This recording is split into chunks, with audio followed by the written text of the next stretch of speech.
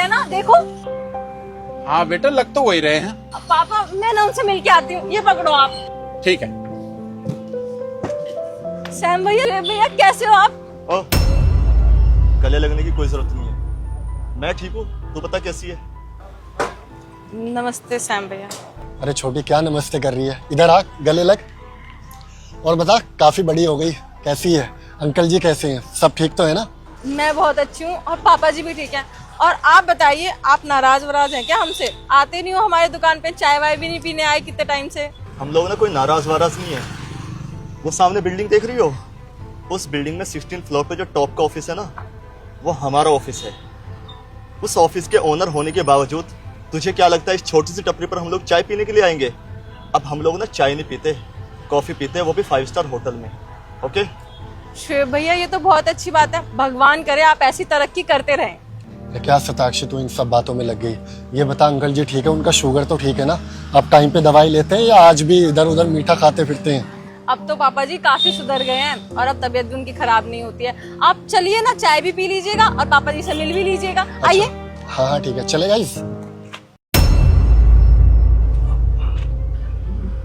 कोई बात नहीं सैम भैया, जब आपके पास टाइम हो तब आ जाइएगा आप फ्री होके। हाँ, वो एक्चुअली आज हमारी मीटिंग है ना, तो काम से हमें जाना है। मैं आता हूँ ना। और वैसे भी अगर तुझे कोई काम हो ना, तो ऑफिस 6 फ्लोर पे कभी भी आ जाना, और हो सके तो अंकल जी को साथ लेकर आना। इस बहाने तुम लोग ऑफिस भी देख लोगे। चल, ख्याल रख। क्या यार सैम, तुम किसी को भी मुंह लगा लेते हो? तुम्हारा स्टैंडर्ड नहीं है ऐसे लोगों से बात करने का। अच्छा, तुम इस स्टैंडर्ड की बात कर रहे हो? इशू जब किसी के बारे में ना पता हो ना, तो इंसान को चुप रहना चाहिए। और तुम्हें मेरी लाइफ में आए हुए सिर्फ चंद दिन हुए हैं। और शोएब, तू वो दिन भूल गया कि इसके पापा के कितने एहसान है हम पे? जब हमारे पास कुछ नहीं था ना, तब उन्होंने हमारी मदद की, याद है? लो बेटा, चाय पियो। कोई बात नहीं बेटा, पी लो। अरे हाँ यार, सब कुछ याद है मुझे। कभी कभी चाय पिला दिया करते थे और स्कूल की फीस दे दिया करते थे। अब सैम, इसका मतलब ये थोड़े ना है कि पूरी जिंदगी हम रिश्तेदारी बना के रखेंगे इन लोगों से। अरे भूल मत, हम लोग एक स्टैंडर्ड पे पहुंच चुके हैं। अगर ऐसे लोगों से हम रिश्तेदारी बना के रखेंगे ना, तो हमारी इमेज पे बहुत गलत इम्पैक्ट पड़ेगा, समझा? क्या ओवर थिंकिंग कर रहा है यार? छोड़ ये सब, चल चलते हैं यहाँ से। राइट, सही बोल रहे हैं शोएब। जब किया था तब किया था। अब क्या इनके पीछे ही लगे रहोगे और रिश्तेदारी निभाते रहोगे? अगर तुम इनसे बात करोगे तो मैं तुमसे बात नहीं करने वाली। ठीक है, चलो गाड़ी में बैठो।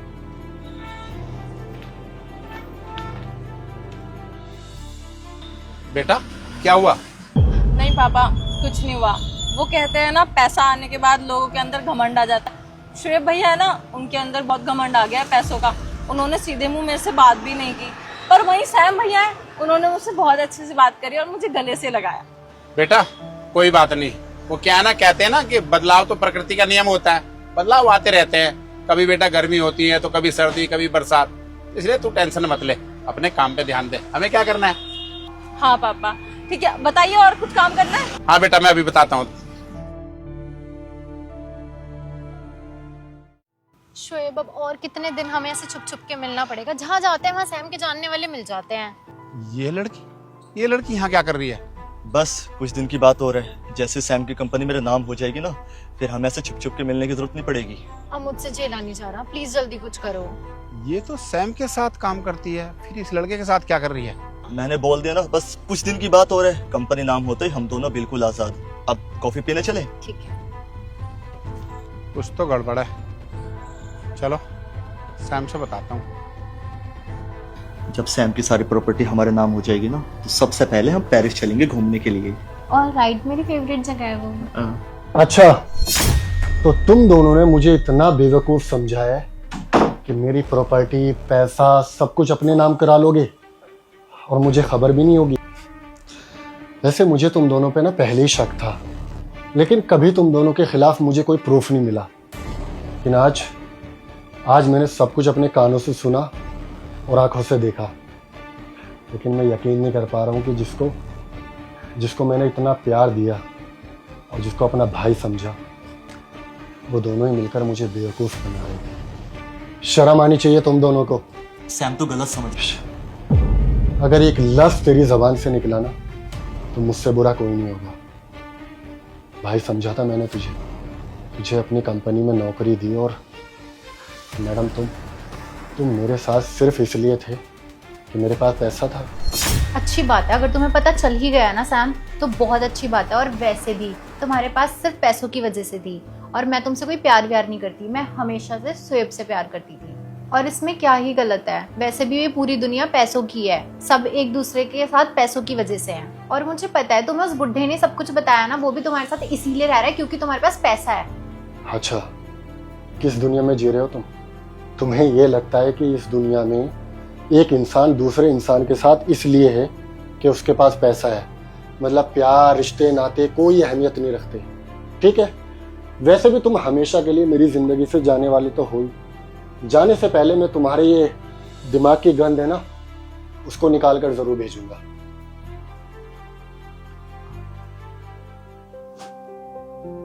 ध्यान से सुनना। सैम का phone. Hello Rakesh uncle, actually मेरी कंपनी में ना मेरा बहुत बड़ा नुकसान हो गया है, जिसको भरने के लिए मुझे अर्जेंट 5 लाख रुपए की जरूरत है। 5 लाख रुपए? आई नो, ये बहुत बड़ा अमाउंट है, और तुम एक छोटी सी चाय की टपरी चलाते हो। देखो, अगर मैं टाइम पर पैसे नहीं दे पाया ना तो मुझे लगता है कि मुझे अपनी कंपनी गिरवी रखनी पड़ जाएगी। बेटा तू चिंता मत कर, मेरे पास मेरे मकान के कागज रखे हैं, मैं उनको रख के तेरे लिए 5 लाख रुपए लेके आऊंगा। तू आजा, शाम को मुझसे ले जा पैसे। लेकिन मैं पैसे वापस कर पाऊंगा या नहीं, इसकी कोई शॉर्ट ही नहीं है। कोई बात नहीं बेटा, जिंदगी रही तो पैसा तो और कमा लेंगे। Thank you so much uncle ji. हाँ, मैं बाद में बात करता हूँ आपसे, ठीक है? तो सुन लिया तुम लोगों ने, आज भी इस दुनिया में काफी लोग ऐसे हैं जो पैसे से ज्यादा रिश्ते और प्यार को अहमियत देते हैं। लेकिन मैं किसको समझा रहा हूँ? जो मेरी ही आस्तीन में पाले हुए सांप है। खैर, आज के बाद अगर तुम मेरे ऑफिस में, क्या इस शहर में भी दिखाई दिए ना, तो मुझसे बुरा कोई नहीं होगा। और मैडम, मैंने जो तुम्हें लास्ट मंथ गाड़ी गिफ्ट की थी ना, और फोन, तुम्हारे बर्थडे पे चाबी निकालो और फोन यहाँ टेबल पे रखो। और हाँ, तुझे भी कंपनी की गाड़ी दी हुई है ना, तू भी रख।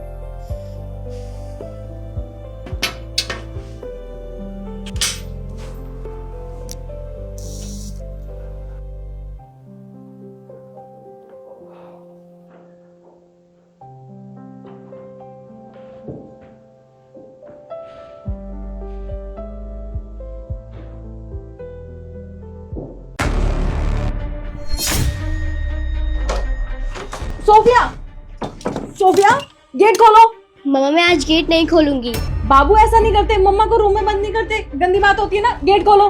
मम्मा मैं ऐसा ही करूंगी, और आज मैं गेट नहीं खोलूंगी, चाहे आप कितनी भी कोशिश कर लो। बाबू देखो, ऐसा नहीं करते, गेट खोलो। आप अच्छे बच्चे हो ना, गेट खोलो।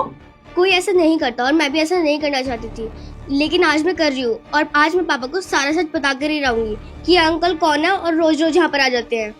यार बाबू, ऐसा कुछ भी नहीं है, ये बस मेरा फ्रेंड है, आप गलत समझ रहे हो। गेट खोलो जल्दी, फिर बताती हूँ मैं तुम्हें। मामा मैं सब समझती हूँ, मुझे पता है कि ये आपके बॉयफ्रेंड है, और मैं पापा को ये सब बता कर रहूंगी। अब बाबू ऐसा नहीं करते, तुम ऐसा नहीं मानोगी ना। रुको, मैं तुम्हारे पापा को कॉल करती हूँ, वो तुम्हें बताएंगे।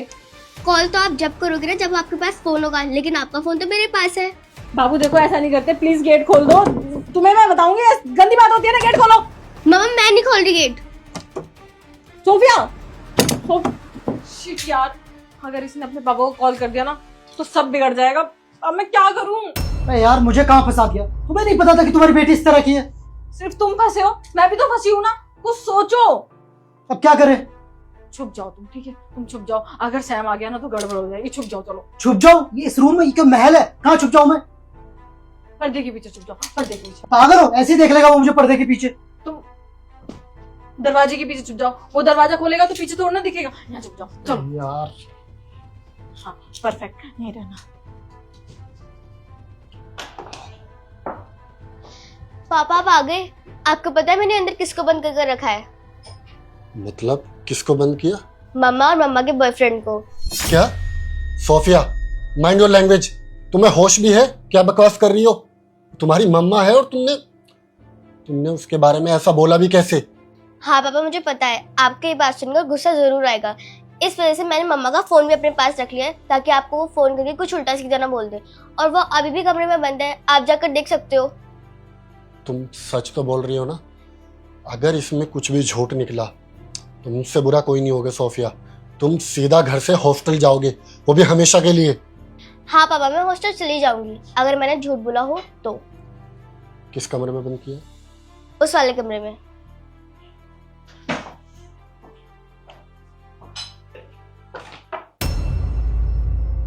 सताक्षी, तुम यहाँ रूम में क्या कर रही हो, वो भी इस तरह अकेले? वो क्या ही करती, मैं बैठी हुई हूँ बस। ये देखो ना, इतनी शैतान हो गई है, मेरा फोन ले गई थी। बताओ मैं क्या करूँ रूम में बैठ के। अच्छा, बिना वजह ही फोन लेकर चली गई। एनीवेज, इस घर में कोई आया था?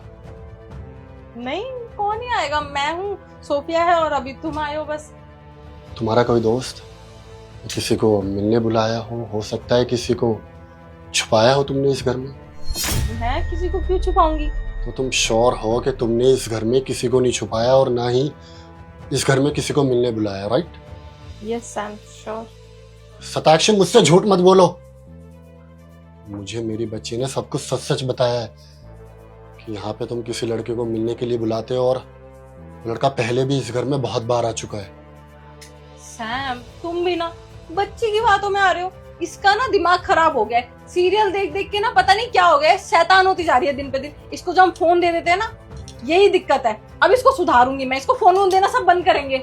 अच्छा सताक्षी, तुम्हारे अकॉर्डिंग ये अभी भी नर्सरी में पढ़ रही है और ये बच्ची नादान है, इसको कुछ नहीं पता। जो है अपने बाप से झूठ बोलेगी और अपनी माँ पर इतना बड़ा इल्जाम लगाएगी। ये बिल्कुल सच बोल रही है ना बेटा? सच बोल रहे हो ना? हाँ पापा, मैं बिल्कुल सच बोल रही हूँ, आप मेरी बातों को यकीन करो। चुप कर, छोटी सी है और जुबान देखो कितना चला रही है। तुझे तो मैं सुधारूंगी। ये सीरियल देख देख के तो तेरे दिमाग में भूत भरा है ना, मैं निकालूंगी सब कुछ तेरा। पापा, अगर आपको मेरी बातों पे यकीन नहीं है ना, तो वो लड़का यहीं कहीं छुपा होगा, आप उनको ना पूरे घर में ढूंढ लो। राइट, बिल्कुल सही आइडिया दिया तुमने। सैम, तुम कैसी बात कर रहे हो? एक बच्ची की बातों में आके घर चेक करना। अगर कोई होता तो तुमको दिखता नहीं क्या? देखो कोई भी नहीं है। हाँ, घर तो चेक करना पड़ेगा क्योंकि आज कोई तो झूठ बोल रहा है, या तो मेरी बीवी या मेरी बच्ची। लेकिन मुझे अपनी बीवी से ज्यादा अपनी बच्ची पर भरोसा है, क्योंकि बच्चे ना भगवान का रूप होते हैं और वो कभी झूठ नहीं बोलते। हटो, मुझे घर की तलाशी लेने दो। देखो सताक्षी, अभी भी तुम्हारे पास मौका है, मुझे सब कुछ सच सच बता दो। मैं तुम्हें शांति से यहाँ से जाने दूंगा, इवन जिस लड़के को छुपाया तुमने उसको भी। अगर वो लड़का यहाँ पर निकला तो मुझसे बुरा कोई नहीं। कोई भी नहीं है सैम, कैसे? ठीक है, तुम ऐसे नहीं मानोगे। Let me check. हटो। सैम,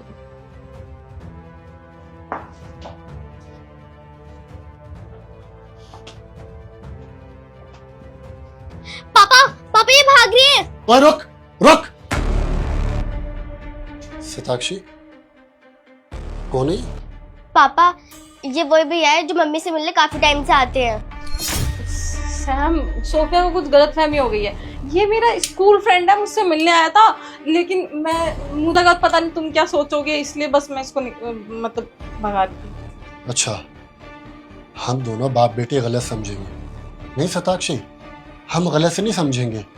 हमने जो समझा बिल्कुल सही समझा, क्योंकि तुमने शायद हमारे माथे पे कुछ पढ़ लिया होगा कि बेवकूफ़ है हम, और तुम्हारी रियलिटी हमारे कभी सामने नहीं आएगी। अगर ये तुम्हारा दोस्त होता ना, तुम्हारे साथ कॉलेज में पढ़ रहा होता, तो वहाँ उस सोफे पे तुम्हारे साथ बैठा होता, ना कि इस बेडरूम में हमारे पर्सनल रूम में। शर्म आनी चाहिए। और सर, तुम्हारे अंदर ईमान धर्म कुछ बाकी है कि तुमने एक मैरिड वुमेन के साथ अफेयर चलाया, लेकिन तुम्हें पता था कि उसकी एक छोटी बच्ची भी है।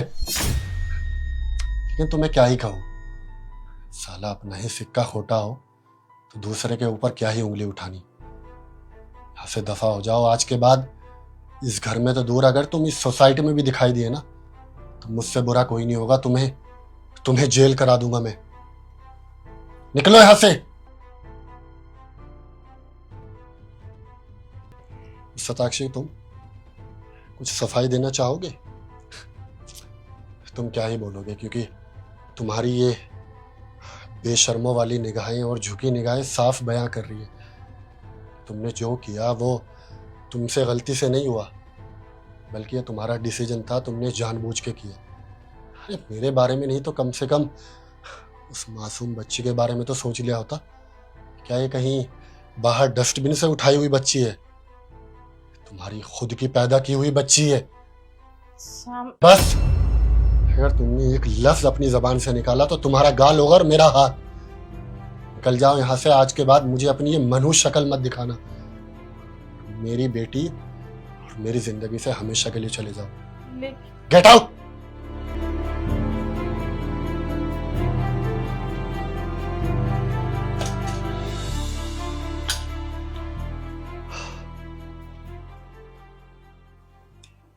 थैंक यू सो मच बेटा।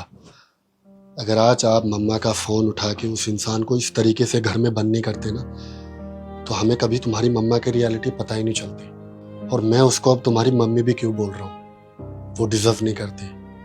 और मैं तुमसे वादा करता हूँ, मैं तुम्हें कभी भी मम्मी की कमी महसूस नहीं होने दूंगा। मैं ऑफिस से जल्दी आ जाया करूंगा और तुम्हारा बहुत अच्छे से ख्याल रखूंगा। I promise. हाँ पापा, मुझे भी कोई मम्मा नहीं चाहिए, मैं भी आपके साथ ही रहूंगी।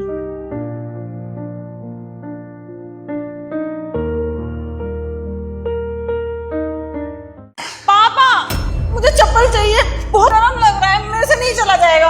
अरे बेटा, पैर तो हमारे भी चल रहे, लेकिन क्या करें? पापा मुझे नहीं पता, मैं नहीं जा रही आगे, मेरे पैर जल रहे हैं, मुझे कहीं से भी चप्पल चाहिए, चप्पल ला के दो। अच्छा बेटा, एक मिनट रुक रुक, इधर आ, तू मेरे साथ आ, इधर आ, इधर हाथ हुआ, इधर। कहाँ ले जा रहे हो? इधर आओ बेटा, यहीं बैठ जाओ बेटा, बैठो। और ये सामान पकड़ो, देखो यहीं बैठे रहना बेटा, कहीं नहीं जाना जब तक हम ना आए, और सामान का ध्यान रखना, ठीक है? लेकिन आप कहाँ जा रहे हो पापा? बेटा मैं अभी आता हूँ, ठीक है? यहीं बैठे रहना।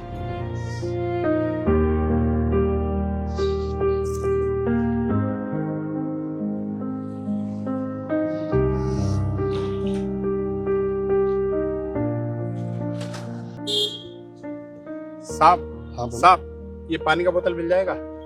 क्या हुआ, पीना है क्या आपको? नहीं नहीं साहब, पानी का भरा हुआ बोतल नहीं चाहिए, बस ये खाली बोतल चाहिए। अगर आप दे देंगे ना, आपका बहुत बहुत धन्यवाद हो जाएगा। लेकिन इसमें तो ऑलरेडी पानी है। मैं एक काम करता हूँ, अगर आपको पानी पीना है तो मैं न्यू बोतल दिला देता हूँ। नहीं नहीं साहब, वो पानी पीना नहीं है, सिर्फ खाली बोतल ही चाहिए। अच्छा ठीक है, ले जाओ। बहुत बहुत धन्यवाद साहब। बेटा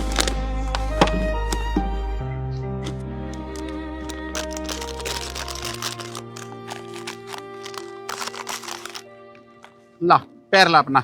इसका क्या करोगे पापा? अरे दो तो बेटा, बहुत जल रहा था ना। अरे हमारी बिटिया का पैर जल रहा था ना। अब देखो, अब ना दूसरा पैर भी लाओ। अरे वाह पापा, ये तो बहुत अच्छा है, इससे तो जलन भी नहीं हो रही पैर में।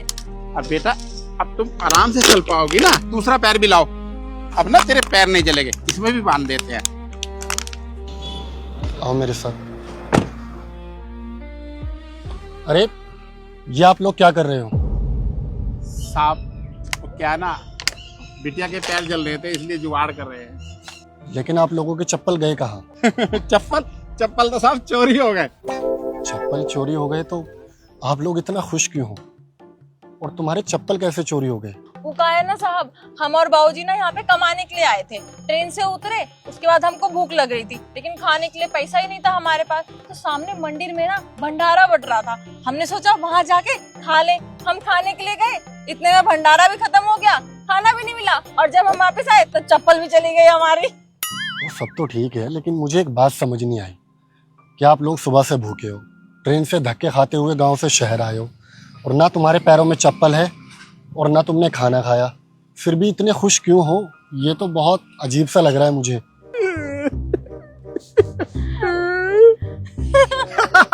अरे तो साहब क्या ऐसा रोए क्या? चप्पल ही चोरी हुआ है ना, कोई बात नहीं, कल नया खरीद लेंगे जब कमाएंगे। तो क्या रोना थोड़ी है। चाचा आपको पता है, आजकल इंसानों को थोड़ी सी मुसीबत आ जाती है ना, तो वो इतना स्ट्रेस में आ जाते हैं, इतना परेशानी में आ जाते हैं। और आप लोग सुबह से धक्के खा रहे हो, इवन तुम लोगों के इतने पैर भी जल रहे हैं, लेकिन फिर भी चेहरे पे इतनी मुस्कान है। और एक हमें इशू कि मीटिंग थोड़ी सी इधर उधर हो जाए, टाइम का इशू हो जाए, या थोड़ा किसी मंथ में प्रॉफिट कम आ जाए तो हम इतना स्ट्रेस में आ जाते हैं और मैं पूरी कंपनी अपने सर पे उठा लेता हूँ। आप जैसा पॉजिटिव इंसान होना है मुझे। देखो साहब, क्या है ना, मुश्किल से ना एक जीवन मिला है, वो भी मनुष्य का। 84 लाख योनियों में ना एक मनुष्य का जीवन ना सर्वश्रेष्ठ माना जाता है, और वो जीवन हमें मिला है, तो इसको ऐसे रोके गंवा दे क्या? हम तो ऐसे खुशी खुशी गंवाएंगे। और रही बात, कुछ लोग क्या होते हैं ना साहब, सारी जिंदगी कमाते हैं तो टेंशन में मर जाते हैं। क्यों बेटा? हम तो ना साहब अपने बच्चों को भी यही सिखाते हैं, अरे कुछ भी हो मस्त जियो और खूब हंस हंस के जिंदगी गुजारो। समझ गए साहब? हाँ साहब, पापा बिल्कुल सही कह रहे हैं। टेंशन का क्या है, वो तो आता जाता रहता है।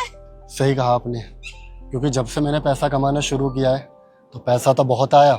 आज देखो मेरे पास इतनी बड़ी कंपनी है, महंगी गाड़ियां हैं और बड़ा घर है, और मेरे नीचे काफ़ी लोग काम करते हैं, लेकिन फिर भी एक अजीब सी बेचैनी रहती है।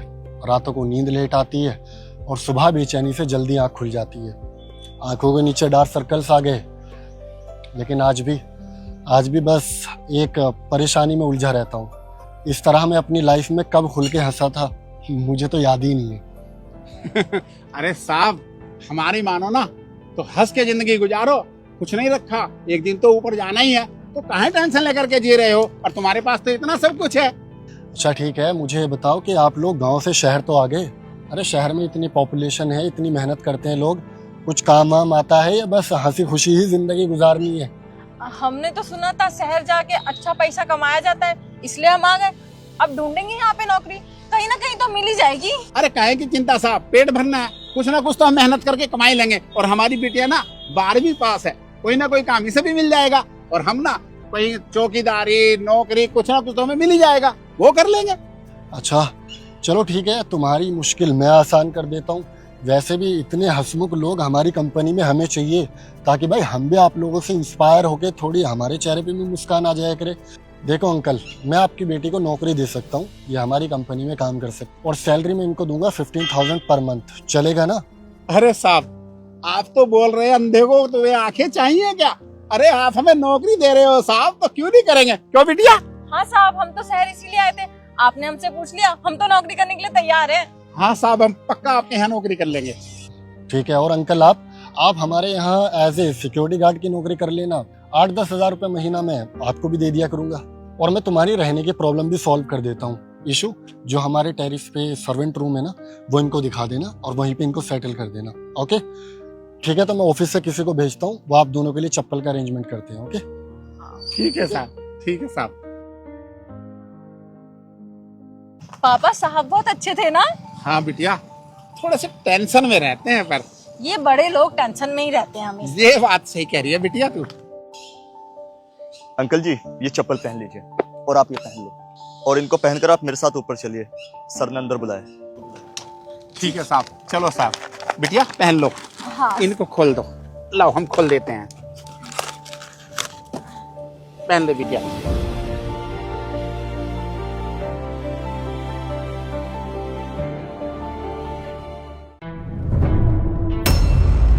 मैडम नमस्ते।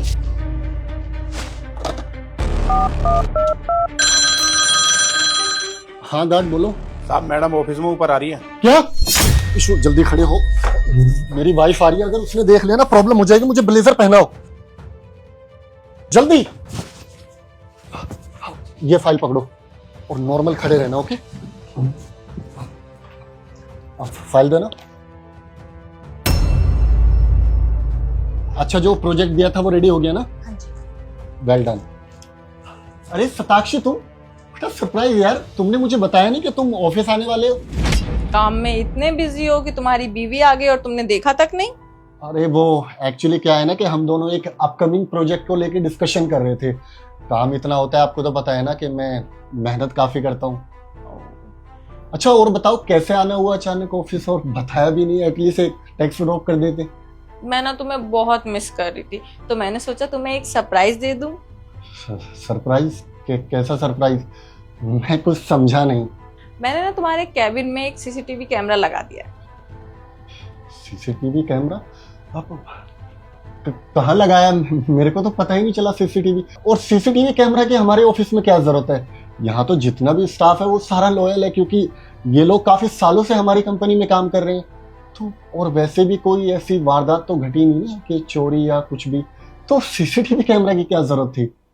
तो मैंने तुम्हारे स्टाफ के लिए थोड़ा ना लगाया, मैंने तो अपने प्यारे से पतिदेव के लिए लगाया है। तुम काम में इतना बिजी रहते हो, रात में घर पे आते हो, डिनर करके सो जाते हो, मुझे तो टाइम देते नहीं हो, और मैं घर पे पड़ी पड़ी तुम्हें मिस करती रहती हूँ। तो मैंने सोचा है कैमरा लगा देती हूँ, जब मेरा मन करेगा मैं अपने पतिदेव को देख लूंगी और मेरा मन लग जाएगा। How sweet. लेकिन इस सब की क्या जरूरत थी यार, फालतू में तुमने पैसे खर्च किए। अगर तुम्हें ज्यादा टाइम चाहिए था तो मुझे इन्फॉर्म कर देते, मैं ऑफिस से घर जल्दी, अब मेरा तो अपना ही काम है, कौन सा मैं कहीं जॉब करता हूँ, तो मैं तुम्हें पूरा टाइम दे देता।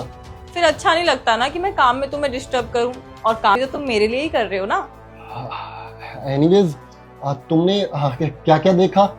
मतलब सीसीटीवी लगाया है तो फोन में तो चेक करते रहते होंगे ना?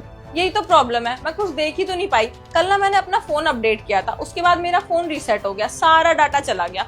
अब ना मुझे दोबारा रिकनेक्ट करना पड़ेगा, तभी मैं देख पाऊंगी। मुझे 5 मिनट दो, मैं कनेक्ट कर लेती हूँ। अच्छा, रुको ना। अभी क्या है कि एक्चुअली जरूरी फाइल खुली हुई है और हम दोनों एक इम्पोर्टेंट टॉपिक पे डिस्कशन कर रहे थे।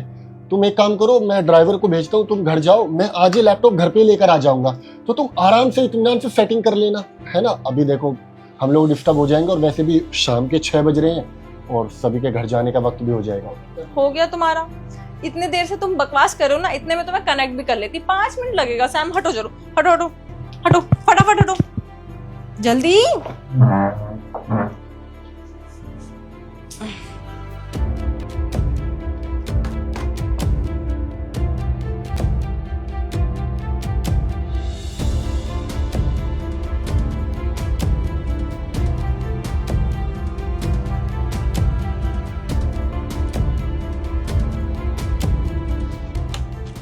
तुम बहुत अच्छा काम नहीं कर रही हो, इतना भी इम्प्रेस नहीं करना होता अपने सर को जितना तुम कर रही हो। मैम मेरी कोई गलती नहीं है सच्ची में। मैम मेरे को प्लीज प्रमोशन का लालच दिया गया था, सर ने बोला था ये सब करने के लिए। मैम मुझे जॉब से मत निकालो प्लीज, सॉरी। लालच आ गया। Shut your mouth. ये क्या बकवास कर रही है?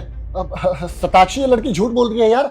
एक्चुअली इसने मुझे अपने जाल में फंसाया है। मैं, तुम्हें तो पता है ना कि मैं हमेशा से कितने अच्छे से तुम्हारे साथ रहा हूँ। सर आपके ऊपर बात आ रही है तो आप मुझ पे डाल रहे हो। सर सीरियसली मेरी कोई गलती नहीं है। Ma'am please. चुप। साक्षी, तुम इस लड़की की बातों पर भरोसा मत करो, मैं तुमसे सच बोल रहा हूँ यार। बस हम दोनों दोस्त हैं, दैट्स इट। और शट अप गाइस, तुम दोनों ही चुप हो जाओ। तुम्हारी जॉब तो जाएगी जाएगी, माफी मांगने से कोई फायदा है नहीं। तुम्हें शर्म नहीं आई? एक लड़की होके दूसरी लड़की का घर खराब कर रही हो। तुम्हें अच्छे से पता था ना सैम मैरिड है, तब भी तुमने ऐसा किया सिर्फ प्रमोशन की लालच में। कोई भी तुम्हें थोड़े से पैसे देगा, तुम कुछ भी कर लोगी। खैर तुमसे तो क्या ही बोलूं, जब मेरे पति ही मुझे धोखा दे रहे हैं, आपको कोई और सफाई देनी है?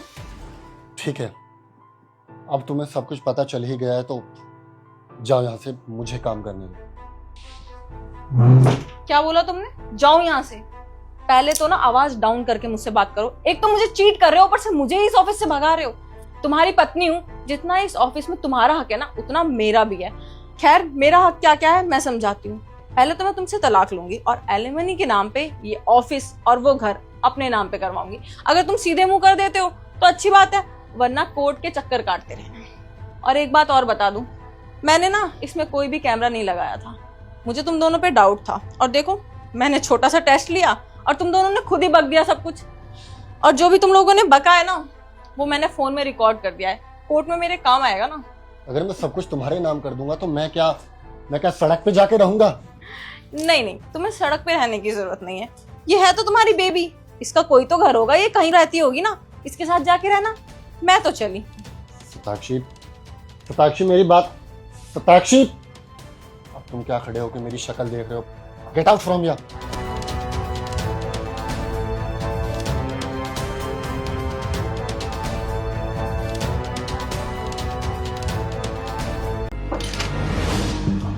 ओए चोर, शर्म नहीं आती चोरी करते हुए? Are you out of your mind? तुमने मुझ पर हाथ क्यों उठाया? तो तेरी आरती उतारूं? चोरी करेगा तो थप्पड़ ही खाएगा ना। मेरा दिमाग ठीक है? तुम्हें मुझे देखकर लग रहा है कि मैं चोरी करूंगा? क्या हुआ बेटा, आप नाराज क्यों हो रहे हो? देखिए ना आंटी जी, इस लड़की ने मुझ पर हाथ उठा दिया और ये बोल रही है कि मैंने इसके पर्स से पैसे चुराए हैं। आंटी जी, अपने स्टोर पे कैसे कैसे लोगों को एंट्री दे देते हो। मेरे बैग में से चोरी कर रहा है, चोर है एक नंबर का, तो थप्पड़ ही खाएगा ना। आंटी जी, मैं आपके यहाँ पे रेगुलर कस्टमर हूँ। डू यू रियली थिंक कि मैं चोरी करूंगा? मैम आपको कोई गलत फहमी हो रही है। ये मेरा रेगुलर कस्टमर है, आते रहते हैं, और आपको देखने से लग रहा है ये चोर है। ये क्या बोल रही हैं आप? अरे मैं बहुत अच्छे से जानती हूँ इन जैसे लड़कों को। अच्छे कपड़े पहन के आते हैं ताकि चोरी करे और किसी को इन पे डाउट भी ना हो, इसीलिए अच्छे कपड़े पहनते हैं। बट इनकी भोली सूरत पे मत जाओ आंटी आप। इसने मेरे बैग में से चोरी किया, इधर से गया, मैंने अपनी आंखों से देखा है। अच्छा, वैसे क्या चोरी हुआ है आपके बैग से, जान सकता हूँ? वो तो तुझे पता होगा, अभी मैंने देखा थोड़ी है। मैं पुलिस बुलाऊंगी तब पता चलेगा क्या चोरी किया तूने। Okay, call the police. Police? एक मिनट, पुलिस बुलाने की जरूरत नहीं है मैम। आपको कोई गलत फहमी हो रही है। देखिए पुलिस आएगी, यहाँ पे हंगामा मचेगा, इनकी भी रेपुटेशन पे दाग लगेगी, मेरे भी, और हमारे स्टोर की भी बदनामी होगी। मैम पुलिस को क्यों बुलाना? नहीं आंटी जी, इसको लग रहा है ना कि मैंने चोरी किया, तो ठीक है, बुलाने दो पुलिस, वो खुद दूध का दूध पानी का पानी कर देंगे। लेकिन एक बात, पुलिस को बुलाने से पहले एक बार चेक कर लीजिए कि आपके बैग से सच में पैसे चोरी हुए या नहीं, क्योंकि मुझे दिखाई नहीं दे रहा कि दूर से दूर तक भी आपके बैग की जिप खुली हुई है। अगर आपके बैग से पैसे चोरी होते तो थोड़ी बहुत तो जिप खुली होती है ना। देख लो कहीं तुम्हें मिसअंडरस्टैंडिंग ना हो गई है। हाँ चोरी हुई है, कर लेती हूँ मैं चेक। पैसे मैडम, आपके बैग से तो पैसे चोरी हुए थे, फिर ये क्या है? पैसे तो इसी में। मेरा फोन नहीं है मेरे बैग में, इसने मेरा फोन चुराया है। देखा आपने, इस लड़की का सही में दिमाग खराब हो गया है। थोड़ी देर पहले इसने कहा कि इसके बैग से पैसे चोरी हुए हैं, और अब कह रही है कि फोन चोरी हुआ है। तुम्हें पता भी है कि एक्चुअल में तुम्हारा क्या चोरी हुआ है? मैं पुलिस कंप्लेन करके रहूंगी तभी ये मेरा फोन वापस करेगा। तू चुपचाप मेरा फोन वापस कर दे, वरना मैं पुलिस बुलाऊंगी। एक मिनट मैम, मैं आपको समझा रही हूँ, यहाँ पे पुलिस नहीं आएगी। मैम सबकी रेपुटेशन है, और भी यहाँ पे कस्टमर है। आप समझ नहीं रही मेरी बात को, आपको ज्यादा दिक्कत है। आप चेकिंग कीजिए ना इनकी। आंटी जी, मैं क्यों चेकिंग कराऊं जब मैंने चोरी नहीं की? सर आप एक बार चेकिंग करवा लीजिए ताकि इनको भी तसल्ली हो जाए। ओके, करिए चेक, करिए।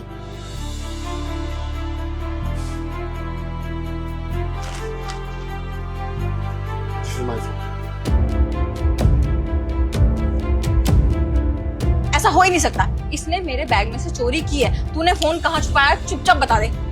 मैम आप क्यों ऐसी बातें कर रही हैं? कहाँ छुपा लेंगे? अभी दुकान में एंटर हुए हैं, मैं भी आपके पीछे पीछे आई हूँ, आप शोर मचा रही हो, कहीं गए भी नहीं, कैसे छुपा देंगे? दीदी आप अपना फोन गाड़ी में भूल गई थी, पता है कितनी सारी कॉल्स आ रही है इसमें। किसका फोन है? तुम्हारा फोन है ना? पकड़ो इसको। आई एम सॉरी, वो तुम मेरे पीछे से निकले थे तो मुझे गलतफहमी हो गई। अच्छा, अगर कोई भी तुम्हारे पास से गुजर के जाएगा और तुम्हारा बैग टच हो जाएगा तो तुम्हें लगेगा उसने चोरी की है। बिना क्लैरिफिकेशन के तुम किसी पे भी इल्जाम लगा सकते हो। तुम्हें पता है आजकल ना सोशल मीडिया का जमाना है, अगर कोई भी वहां खड़ा होकर वीडियो बना लेता हो कि जिस तरह से मुझ पे चोरी का इल्जाम लगाया, मेरी रेपुटेशन क्या रहेगा? मैं तो कहीं जिंदगी भर मुंह दिखाने के लायक नहीं रहता ना। तुम जैसी घटिया लड़की जो होती है तो दिमाग पे पैसों का बहुत सवार होता है, और घमंड तो इतना होता है ना कि किसी पे भी आओगे और फट से हाथ उठा दोगे। क्योंकि प्रॉब्लम पता है क्या है, हमारी जो गवर्नमेंट है और रूल है वो औरतों के साथ इतना खड़े रहते हैं ना कि उनको कभी मर्दों की मजबूरियां दिखती ही नहीं है। वो मर्द सारे गुनहगार दिखाई देते हैं। अब वेट, क्या हो रहा है यहाँ पे दीदी, क्या हुआ? मैं आपको बताता हूँ क्या हो गया। ये आपकी जो सर्वश्रेष्ठ दीदी है ना, इनको लगा कि मैंने इनके यहाँ पे चोरी की है, इनका फोन चुरा लिया और इनके पैसे चुरा लिए। आप किसी पे भी उंगली उठा देती हैं। आपको समझ में आ रहा है कि आप क्या कर रही हैं? स्टोर में आके अच्छे इंसान पे आप सीधा चोरी का इल्जाम लगा रही हैं, पुलिस को बुला रही हैं। मैम आपको अंदाजा भी है, आपकी एक छोटी सी गलती की वजह से सबका टाइम वेस्ट हुआ है। सब यहाँ पे खड़े हैं, तमाशा देख रहे हैं, आपने तमाशा बना दिया सबका। सॉरी, मुझे माफ कर दो, मुझे गलतफहमी हो गई थी आंटी जी, सॉरी। माफी तो इन्होंने मांग ली है, लेकिन आज ना काम सिर्फ माफी से नहीं चलेगा। वो क्या है ना कि इन्होंने मुझ पे हाथ उठाया था, वो भी सबके सामने, तो क्यों ना थप्पड़ के बदले थप्पड़ मार दिया जाए। अब आपको रियलाइज होगा कि एक्चुअल में किसी पे इल्जाम लगाने से पहले 100 बार सोच लेना चाहिए। वैसे एक बात बोलूं, आपके साथ जो हुआ है ना बिल्कुल सही हुआ है। आप जैसी लड़कियों का ना घमंड टूटना चाहिए। आप शॉप में आ जाते हो, चेकिंग नहीं करते हो कि मेरे पास से क्या गया है नहीं गया है, किसी पे भी उंगली उठा देनी है, किसी पे भी इल्जाम लगा देना है। वो बंदा चोरी करने नहीं आया था, वो अपनी शॉपिंग करने आया था। आपने मेरा कस्टमर खराब कर दिया। मैम थोड़ा तो सोच समझ के बोला कीजिए, सब लोग देख रहे हैं। आप जा सकती हैं। सॉरी आंटी जी। चलो